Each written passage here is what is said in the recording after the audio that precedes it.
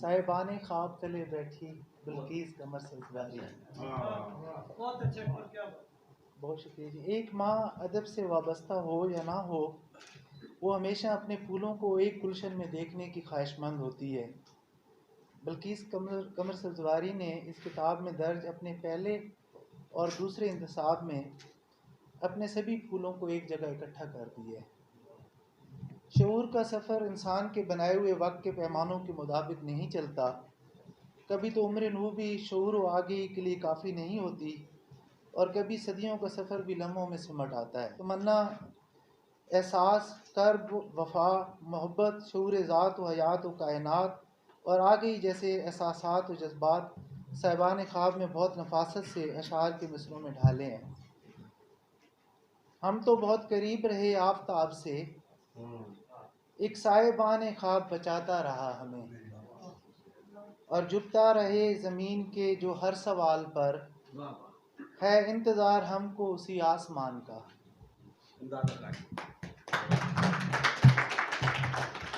اچھا، کتابوں کی تقریبات عمومی طور پر پبلک ریلیشننگ کا حصہ ہوا کرتی ہے۔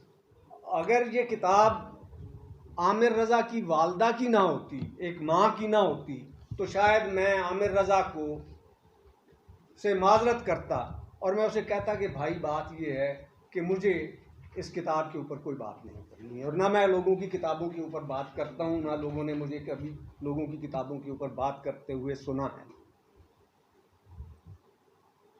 نقاد ایک غیر ضروری آدمی ہے ہمارے معاشرے میں، اور تنقید ایک غیر ضروری چیز ہے تخلیق کار کے لیے۔ تخلیق کار ہمیشہ نقاد سے بڑا ہوتا ہے، اور تخلیقی تنقید نام کی کوئی چیز کہیں بھی دنیا میں نہیں پائی جاتی۔ کسی بھی لٹریچر کو آپ دیکھ لیجئے، ہمارے یہاں یہ کہا جاتا ہے، اور نقاد اپنے آپ کو جواز فراہم کرنے کے لیے یہ کہتے ہیں کہ ہم تخلیقی تنقید کرتے ہیں، یا تخلیقی نقاد بھی کوئی چیز تخلیق کار ہوتا ہے۔ تخلیق کار ہمیشہ نقاد سے بڑا ہوتا ہے، اور نقاد تخلیق کار کا طفیلیہ ہے۔ اگر تخلیق کار موجود نہ ہو تو کس چیز پر نقد کیا جائے گا، اور نقاد کیا لکھے گا؟ محترمہ بلقیس قمر سلسلاری صاحبہ سے میرا جو تعارف ہے وہ اب شاید 10 سال سے زائد کا عرصہ ہو گیا۔ چونکہ عامر ہمارے دوست ہیں تو ان کے حوالے سے ان کی والدہ صاحبہ سے میری ملاقات ہوئی، اور میں نے ان کو ایک انتہائی نفیس خاتون کے طور پر پایا۔ یہ بطور ایک ماں کے ایک بڑی اچھی اور بڑی، جیسے کہ عمومی طور پر ساری مائیں ہوتی ہیں، یہ بڑی ایک حوصلہ مند خاتون ہیں، بڑی نفیس مزاج کی خاتون ہیں، بڑی محبت کرنے والی ماں بھی ہیں، اور اپنے بیٹے کے دوستوں کے ساتھ بھی بڑی محبت سے اور بڑی مروت سے پیش آنے والی خاتون ہیں۔ لیکن ان کی شاعری کو پڑھ کر خوشگواریت کا ایک بڑا اچھا احساس ہوتا ہے، اور مجھے بڑی حیرت ہوئی ان کے شعر کو دیکھ کے کہ خواتین کے مروجہ جو مضامین سے ہیں ان سے ہٹ کر انہوں نے شاعری کی ہے، اور مجھے یقین ہے کہ آئندہ بھی یہ بہت اچھا شعر کہتی رہیں گی۔ بہت شکریہ امداد آکاش صاحب۔ تو میں اب درخواست کروں گا منظر نقوی صاحب سے، اگر وہ جہاں تشریف لے آئے ہیں تو وہ ان سے درخواست ہے کہ وہ پلیز آئیں اور تجزیہ کریں، کتاب پر بات کریں۔ منظر نقوی صاحب ہمارے حلقہ کے سابق سیکرٹری اور بہت مہربان دوست، بہت ہی خوبصورت شاعر منظر نقوی صاحب۔ سر میں پتا تو تھا کہ ان کی شاعری کا محور کیا ہے، تو بنیادی طور پہ یہ انسان اور انسان سے جڑے ہوئے مسائل جو ہیں، فکری سطح پہ ہوں یا جمالیاتی سطح پہ ہوں، یا وہ احساسات اور جذبات کے حوالے سے ہوں، تو یہ ان کا موضوع ہے۔ جب میں انسان کہہ رہا ہوں تو اس میں انسان میں میل، وہ جو جینڈر پرابلم ہے وہ نہیں رہتا، اس میں مرد اور عورت دونوں آ جاتے ہیں۔ تو یہ ان کی کتاب کو، یہ جو خاص طور پہ صاحبان خواب ہے، اس کو میں نے جب دیکھا تو میں نے یہ محسوس کیا کہ وہ جینڈر والا معاملہ اس پوری کتاب میں نہیں، اور انہوں نے انسان کی بات کی ہے، اور انسان کے حوالے سے وہ جو سطحی خیال ہوتے ہیں وہ انہوں نے کم بیان کیے ہیں، اور جو مجموعی سطح پہ، فکری سطح پہ آپ کہہ لیں یا انسانی رویے جو ہمارے ہاں پائے جاتے ہیں، ان حوالے سے انہوں نے اظہار کیا ہے۔ یہ فکری سطح پہ دیکھیں کہ جڑت کیسی ہے ان کی، زمین کے ساتھ جڑت اور آسمان کے ساتھ جڑت۔ اس کو آپ آسمان کی جب میں بات کرتا ہوں تو وہ عقائد کی بھی بات آ جاتی ہے، اور بینگ مسلم جو ہے وہ ہم سب کے، یا جو بھی کوئی ہے کسی فلسفے کے ساتھ وابستہ ہے یا کسی مذہب کے ساتھ وابستہ ہے، وہ مذہب کوئی بھی ہو سکتا ہے، فلسفہ کوئی بھی ہو سکتا ہے۔ تو دنیا کی 80% آبادی جو ہے وہ کسی نہ کسی عقیدے کے ساتھ جڑی ہوئی ہے اور کسی نہ کسی فلسفے کے ساتھ جڑی ہوئی ہے، اس سے باہر نہیں نکلتی۔ اور میں سمجھتا ہوں، اور اس میں پھر یہ زمین کے ساتھ جو جڑت ہے وہ ایک متھ میں اگر آپ چلے جائیں تو نکالا ہوا انسان زمین پہ آیا ہے، اور اگر انسان اس زمین پہ آیا ہے تو آسمان والے بھی اس زمین والے کی وجہ سے آسمان والے ہیں، کیونکہ وہی اس کو یاد کرتے ہیں اور وہی پھر پیغام لے کے آسمان والے ہی زمین پہ آتے ہیں۔ تو بات اب یہ دیکھیں، یہ شعر میں انہی کا شعر ہے اور میں کوئی اپنی پاس سے بات نہیں کر رہا، شعر انہی کا ہے کہ ان پستیوں کو دیکھ کے جھکتا ہے آسمان، ان پستیوں کو دیکھ کے جھکتا ہے آسمان، ہم بھی اسی خیال سے محو زمیں رہے۔ میڈم کی فن پہ تو دوست بات ہی کر ہی رہے ہیں، ان کی زندگی پہ بھی نظر کریں تو ایک پوری زندگی انہوں نے اپنی مسلسل جد و جہد، ایک وہ فیملی اورینٹڈ خاتون ہیں، اور گھرداری ساری عمر انہوں نے کی، اور اپنے بچوں کو انہوں نے بہت ہی اچھی ان کی نگہداری کی، نگہداشت کی، اور ان کے ان کے 4 بیٹے ہیں اور 1 بیٹی ہے، اور سبھی بہت اچھے عہدوں پر اور بہت اچھے تعلیم یافتہ ہیں، سبھی بہت اچھے ڈگریز میں ڈاکٹر ہیں، انجینئرز ہیں، اور پی ایچ ڈی بھی ہیں ایک بھائی ان کے، اور اچھے عہدوں پر وہ تعینات رہے۔ میرے خیال میں انڈیا سے کہ کسی دہلی سے یا کسی ایسے علاقے سے میرٹھ سے ان کا تعلق ہے، ان کے والد صاحب بھی اور یہ والدہ ادھر سے، اور اسلام آباد میں ان کے 2-3 سال گزرے 2015 سے 18 تک، اس کے بعد وہ لاہور زیادہ وقت ان کا گزرا، اور اس کے بعد کینیڈا میں آج کل مقیم ہیں اپنے بیٹوں کے پاس، اور وہیں سے آئی ہوئی ہیں، اور انہیں 1-2 ہفتوں بعد انہیں واپس جانا ہے۔ تو یہ تقریب ہم نے اس لیے بھی رکھی کہ جیسے ہم ایک نذرانہ ان کے ہم پیش کریں، اور ان کی کتاب جو آئی ہے اسے پیش کریں، ظاہر ہے وہ اس کی مستحق ہیں، اور عمر کے جس حصے میں ہیں تو ہمیں اپنے لکھنے والوں کی قدر افزائی کرنی چاہیے، وہ ہم نے کی۔ تو میں درخواست کروں گا اپنے بہت ہی پیارے دوست بھائی اور بہت اچھے شاعر وفا چشتی صاحب تشریف لائے ہیں، اگر وہ تشریف لائیں، اور آج وفا چشتی صاحب غزل کے بہت عمدہ شاعر اور بہت شاندار شخصیت وفا چشتی صاحب آئیے۔ میں نے اپنے کلام کو نئی جہت کے ساتھ متعارف کرایا ہے، اگر دلچسپی اور ذوق سے مطالعہ کیا تو ایک خاص انفرادیت، مرکزیت اور جاذبیت نظر آئے گی۔ یہ بازیافت کا ایسا سفر ہے جس میں فکری پختگی کی ضرورت ہے، کیونکہ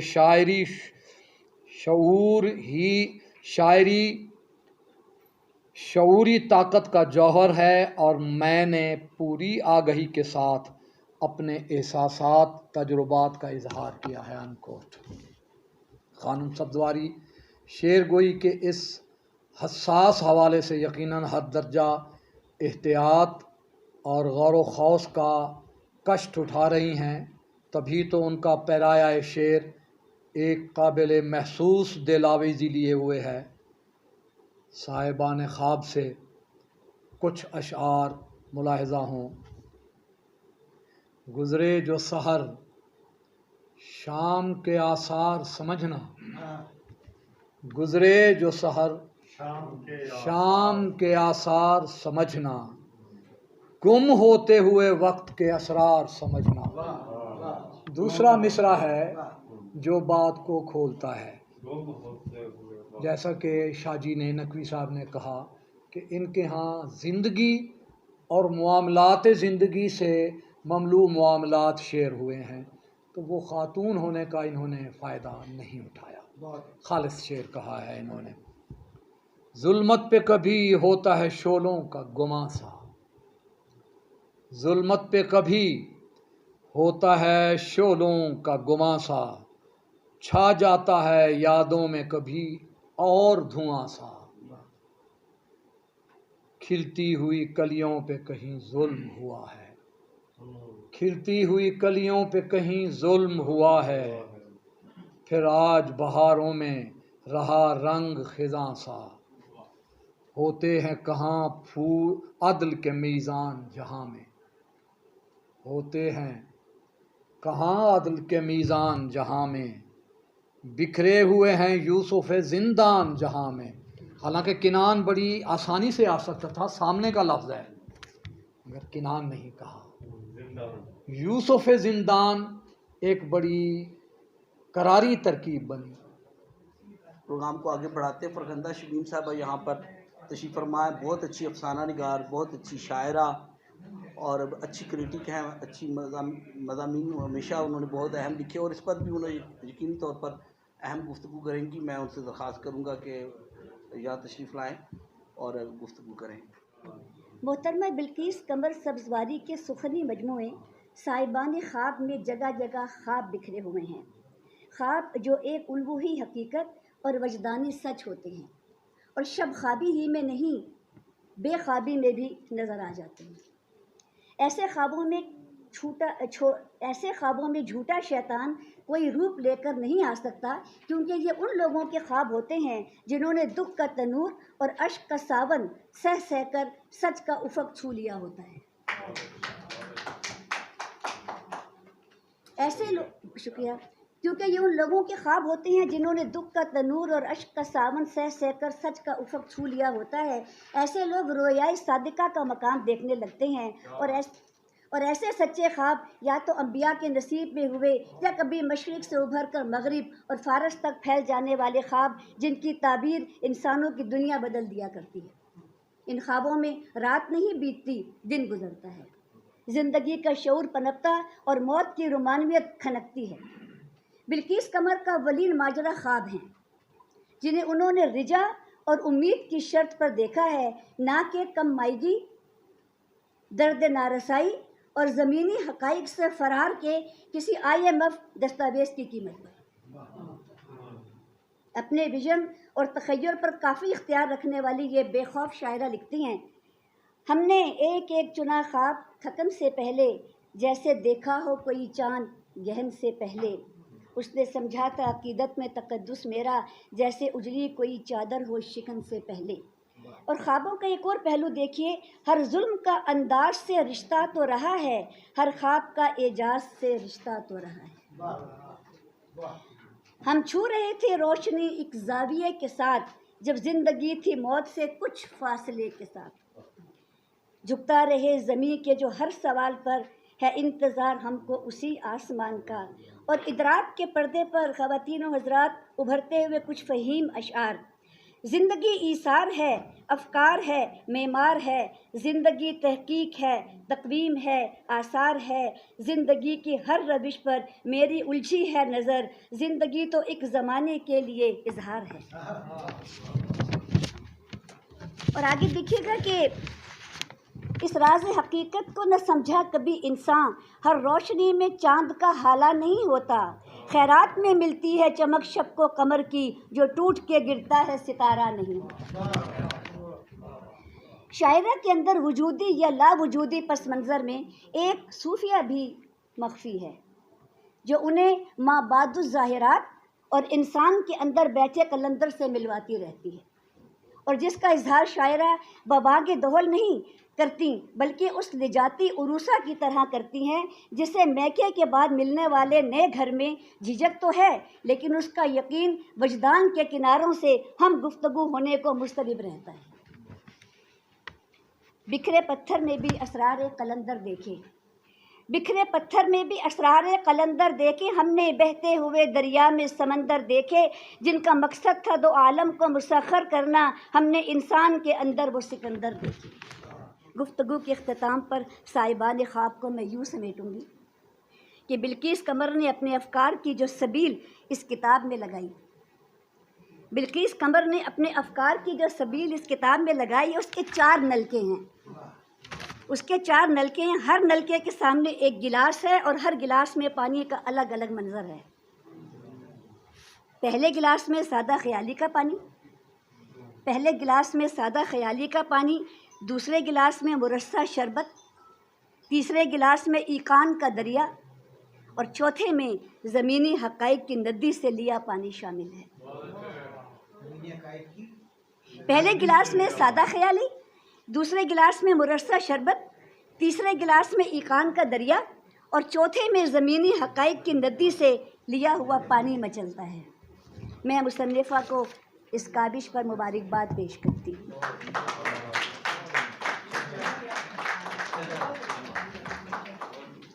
बहुत शुक्रिया फरखंदा शमीम, अपना मजमून पेश कर रही थी, बहुत ही उम्दा तजिया किया उन्होंने और उनका शुक्रिया। प्रोग्राम को आगे बढ़ाते हैं। मैं ज़्यादा तनकीद करने वाला आदमी हूँ, मैं अपनी अम्मी के ऊपर तनकीद तो मसला मैं नहीं करूँगा, ठीक है ना। तो नहीं वो तो उस हवाले से ठीक है, लेकिन मैं तो सिर्फ ये कहूँगा कि किताब जो होती है वो, अभी मेरे ज़हन में फ़िक्र आया था कि किताब जो है वो इंसान का घर होती है और उस घर का जो मेहमान होते हैं वो आप लोग हैं और आप लोग आए हैं तो यही इस घर की रौनक है। और बहुत बहुत शुक्रिया, थैंक यू मैनेज आपके आने का। खूबसूरत शायर और हम उन पर फ़ख्र करते हैं। मैं कयूम ताहिर साहब से दरख्वास्त करूँगा कि वो आएँ और गुफ्तगू करें या अपना मज़मून पढ़ें, जो भी। कयूम ताहिर साहब, शुक्रिया। आइए।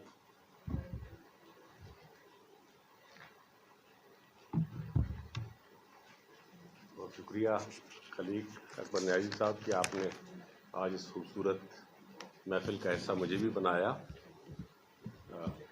मोहतरमा को सबसे पहले तो बहुत बहुत मुबारकबाद, अल्लाह ताला इन्हें और तौफीक अता फरमाता रहे, ये ऐसे मजमूए लाती रहे। जब बात कर रहे थे वफ़ा, तो कोई ख्वाब के हवाले से उन्होंने बात की,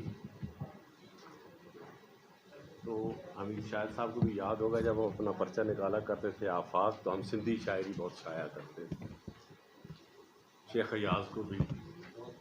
तो आज भी मुझे अभी इस ख्वाब के हवाले से एक बात और शेख अयाज़ की एक सिर्फ छोटी सी 3 मिसरों की लफ्ज़, इसमें 10 अल्फाज भी नहीं हैं, एक नज़्म मुझे याद आई है, ला ताख़ुज़ू सिनतुन वला नौम, कि कभी कभी मुझे खुदा पर बहुत तरस आता है कि वो ख्वाब नहीं देखा।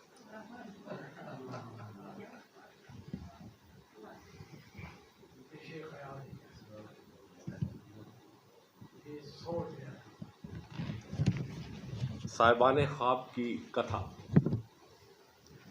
किसी भी मौजू तबीयत इंसान के लिए अपने एहसासात व जज्बात और मुशाहिदात व तजुर्बात की अक्कासी का नाम शायरी है, जो दिलों में गुदाज और लहजे में शाइस्तगी पैदा करती है। मौजू अल्फाज में किसी वाक़या, हादसा, कैफियत, नज़रिए, माजी, हाल, मुस्तकबिल को बयान करना भी शायरी का ही मफ़हूम है। अपनी सोच ख़यालात दूसरों तक बेहतरीन अल्फाज में पहुँचाने को भी शायरी कहते हैं। यही काविश साहिबान ख्वाब की सूरत में हमारे सामने है। हर फ़र्द अपने नज़रिए से सोचता है और शायरी के पीछे चाहे अकीदत का फरमा हो या दुनियादारी, ये भी मोहब्बत के ही इस्तिआरे हैं और तस्कीन का सामान। बिल्किस कमर साहिबा की शायरी यूं सच्ची शायरी है कि उन्होंने अपने कलाम में किसी तसन्नो या बनावट का मुजाहरा नहीं किया है और जो कुछ उन्होंने रहगुज़ारे ज़ीस में महसूस किया है उसे शेर में बयान कर दिया है। तंग आ गए हैं ज़ीस्त की रस्म वफ़ा से हम, कितने करीब रहते हैं दिल की सदा से हम। इस राज़े हकीकत को न समझा कभी इंसान, हर रोशनी में चाँद का हाला नहीं होता, हर रोशनी में चाँद का हाला नहीं होता। खारजी अनासर पर दाखिली कर्ब का इजहार आला इंसानी सतह पर ही पहुँच कर किया जा सकता है। बिल्किस कमर साहिबा का दिल भी इन्हीं एहसासात से लबरेज है।